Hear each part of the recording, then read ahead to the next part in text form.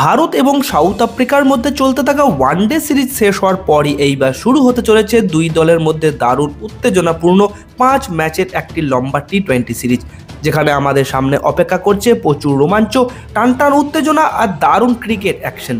এই ভিডিওতে আমি আপনাদের A to Z সমস্ত তথ্য জানিয়ে দেবো। সিরিজের শুরু হওয়ার তারিখ, পুরো শিডিউল, ভেন্যু, টাইমিং, ভারতের 15 সদস্যের স্কোয়াড এবং কোথায় লাইভ দেখবেন ম্যাচগুলো, সবকিছু এক জায়গায়। তাই ভিডিওটা শেষ পর্যন্ত অবশ্যই দেখবেন। আর ভিডিওটি ভালো লাগলে একটি লাইক করে চ্যানেলটিকে সাবস্ক্রাইব করে পাশে থাকা নোটিফিকেশন বেলটি প্রেস করে দেবেন। তো প্রথমেই শিডিউলের কথা বললে 5 ম্যাচের এই টি-20 সিরিজটি শুরু হবে 9ই ডিসেম্বর থেকে। প্রথম ম্যাচটি খেলা হবে 9ই ডিসেম্বর কটক স্টেডিয়ামে সন্ধ্যা 7টা থেকে।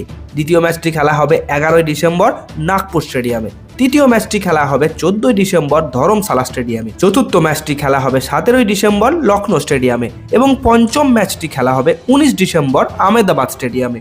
এই সিরিজের সবগুলো টি-20 ম্যাচই সন্ধ্যা 7টায় শুরু হবে এবং টস দেখা যাবে ঠিক তার 30 মিনিট আগে, অর্থাৎ 6:30টায়। তো এইবার আসি স্কোয়াডের কথাই। তো বন্ধুরা, ঘোষণা হয়ে গেছে টি-20 ওয়ার্ল্ড কাপ 2026-এর জন্য ভারতের নতুন টি-20 জার্সি এবং পাশাপাশি সাউথ আফ্রিকা বিরুদ্ধে টি-20 সিরিজের জন্য ভারতের মারাত্মক টি-20 স্কোয়াড।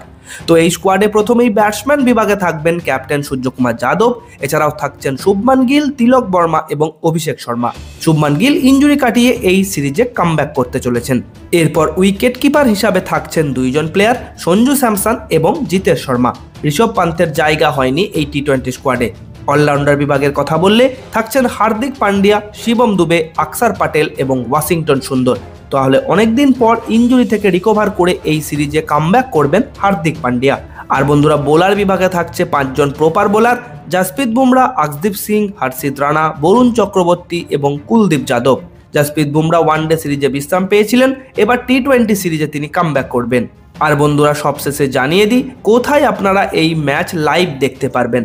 তো এই ম্যাচ টিভিতে স্টার স্পোর্টসের সমস্ত চ্যানেলে লাইভ দেখানো হবে এবং মোবাইলে দেখতে চাইলে ডিজনি প্লাস হটস্টার অ্যাপের লাইভ দেখতে হবে। তো বন্ধুরা, আপনাদের কি মনে হয় টিম ইন্ডিয়ার যুব টি-20 টিম পারবে সাউথ আফ্রিকা টি-20 টিমকে হারাতে? নিচে কমেন্ট করে অবশ্যই জানাবেন।